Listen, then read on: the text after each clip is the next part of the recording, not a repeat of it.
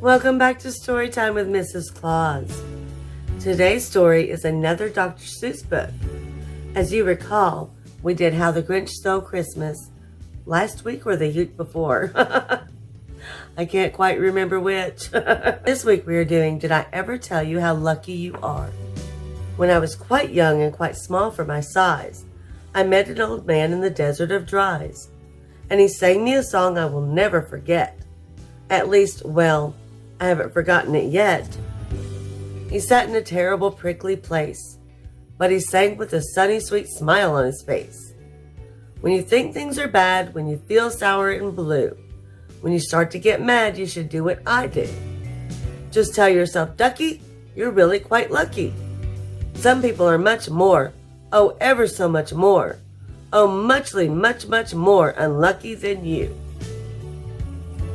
Be glad you don't work on the Bungle Bung Bridge and that they're building across Boober Bay at Bum Ridge. That's hard to say. It's a troublesome world.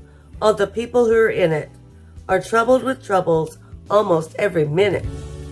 You ought to be thankful, a whole heaping lot, for the places and people you're lucky you're not. Just suppose, for example, you lived in Gazate and got caught in that traffic on Zate Highway 8. Or suppose, just for instance, you lived in Gazaire, with your bedroom up here and your bathroom up there.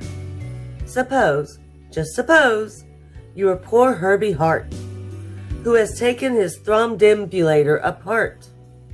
He never will get it together, I'm sure. He never will know if the gick or the gore fits into the scrucks or the snucks or the snore. Yes, Ducky, you're lucky you're not Herbie Hart, who has taken his thromdimbulator apart. Think they work you too hard? Think of poor Allie Sard. He has to mow grass in his uncle's backyard, and it's quick-growing grass, and it grows as he mows it. The faster he mows it, the faster it grows it. And all that stingy old uncle will pay for his shoving that mower around in that hay is the pitifulest pay of 2 ducats a day. And Allie can't live on such pitifulous pay. So, he has to paint flagpoles on Sundays in grooves. How lucky you are you don't live in his shoes. And poor Mr. Bix, every morning at 6. Poor Mr. Bix has his boyfriend to fix. It doesn't seem fair. It just doesn't seem right. But his boyfriend just seems to grow slump every night. It slumps in a heap, sadly needing repair. Bix figures it's due to the local night air. It takes him all day to unslump it, and then the night air comes back and it slumps once again. And don't you feel blue. Don't get down in the dumps. You're lucky you don't have a boyfriend that slumps. And while we're at it, consider the schlots. The crumple-horned, web-footed, green-bearded schlots, whose tail is entailed with unsolvable knots. If he isn't much worse off than you, I'll eat my umbrella, that's just what I'll do. And you're lucky indeed you don't ride on a camel. To ride on a camel, you sit on a whammel. A whammel, you know, is a sort of a saddle, held on by a button as known as a faddle. And boy, if your old whammel faddle gets loose, I'm telling you, Ducky, you're gone like a goose. And poor Mr. Potter, T-crosser, I-dotter. He has to cross T's and he has to dot I's in an I&T factory out in Van Nuys. Oh, the jobs people work at out west near Hotch Hotch. There's a Hotch Hotcher bee watcher. His job is to watch, is to keep both his eyes on the lazy town bee. A bee that is watched will work harder, you see. Well, he watched and he watched, but in spite of his watch, that bee didn't work any harder. Not much. So then somebody said, our old bee-watching man just isn't bee-watching as hard as he can. He ought to be watched by another Hotch Hotcher. The thing that we need is a bee-watcher watcher. Well, the bee-watcher watched the bee-watcher. He didn't watch well, so another Hotch Hotcher had to come in as a watcher. And today all the Hotchers who live in Hotch Hotch are watching on Watcher, watching watching the watcher who's watching that bee. You're not a Hotch Watcher. You're lucky, you see.